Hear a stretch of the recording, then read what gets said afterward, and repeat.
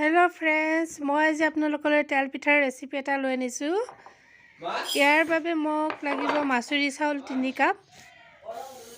আপুনি যি চাউলৰ ভাত খায় হেয়া চাউল ইউজ কৰিব পাৰে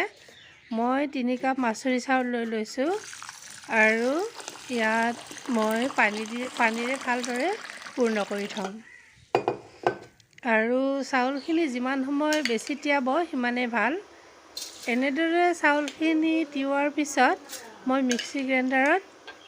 ভালদৰে গ্ৰাইণ্ড কৰি লম মই দুভাগত ভাগ কৰি লৈছো অকমান পানী দিব প্ৰায় হাফ গ্লাস পানীৰে আপুনি ভালদৰে মিক্সি গ্ৰাইণ্ডাৰত মিক্স কৰি ল'ব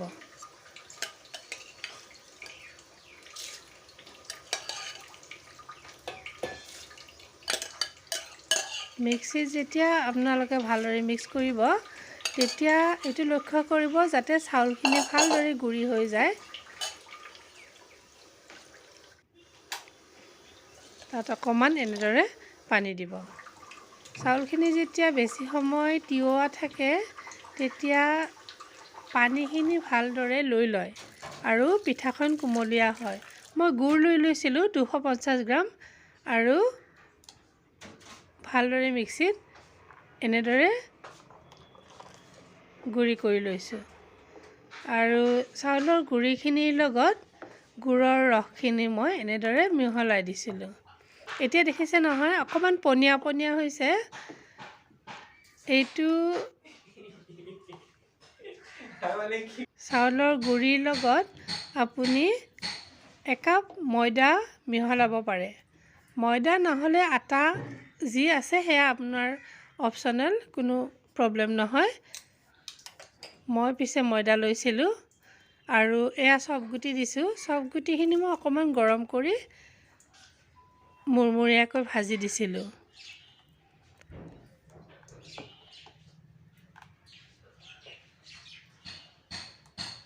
এনেদৰে চাউলৰ গুৰিখিনি আপুনি গোটেই ৰাতিটো থৈ দিব নেক্সট ডে বনাব তেতিয়া হলে পিঠাখন বেছি খাই সোৱাদ লাগে আৰু দাব নাৰিকল ড্ৰাই বজাৰত পোৱা যায় হেয়া সৰু সৰুকৈ কুটি মই গুৰিখিনিৰ লগত মিহলাই দিছিলো আৰু কেৰাহীত মিঠাতেল লৈছো মিঠাতেল মই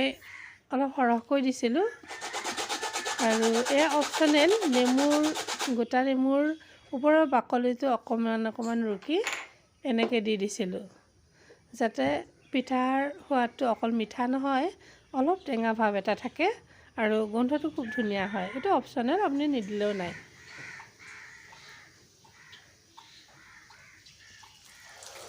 এনেদৰে আপোনালোকে হেতাখনৰে আপোনালোকক যিমানটো ডাঙৰ লাগে সেই হিচাপত চাউলৰ গুৰিখিনি দি দিব যদি অকমান ডাঙৰ ভাল পায় অকমান বেছিকৈ দিব আৰু যদি সৰু সৰু বনাব বিচাৰে তেনেকেও বনাব পাৰে আৰু এতিয়া চাব কিমান ধুনীয়া ৰঙচুৱা হৈ যায় চাউলৰ গুৰিখিনি যেতিয়া গোটেই ৰাতিটো তেনেদৰে থৈ দিয়া যায় ভালদৰে পানীটো লৈ লয় আৰু পিঠাখন খুব কুমলীয়া হয় এয়া দেখিছে নহয় গোল্ডেন ব্ৰাউন হৈ গৈছে পিঠাখন আৰু এই পিঠাটো আপুনি কেইবাদিনত থৈ পিনে খাব পাৰে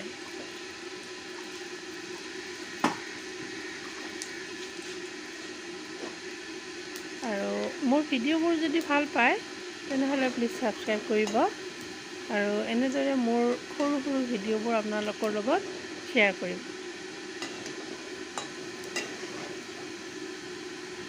খুব ধুনীয়া ৰঙৰ হৈ যায় পিঠাকেইখন খাবলৈও খুব সোৱাদ হয় এতিয়া বিহুৰ সময়ত আপোনালোকে এবাৰ ট্ৰাই কৰি চাব পাৰে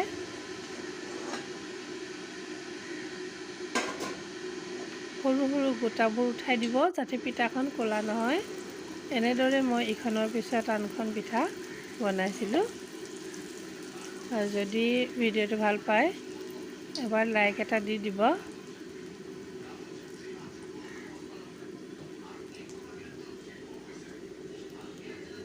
জুইখিনি আপোনালোকে মিডিয়াম ফ্লেম দিব বেছি কাঢ়া জুই নিদিব যাতে পিঠাখন বহুত সোনকালে জ্বলি নাযায় ভিতৰৰখিনি ভালদৰে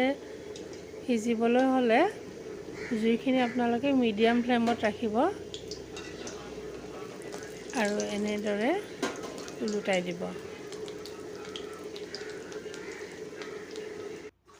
আপোনালোকে মোৰ ভিডিঅ'বোৰ কেনেকুৱা পালে প্লিজ কমেণ্ট কৰিব। এয়া মোৰ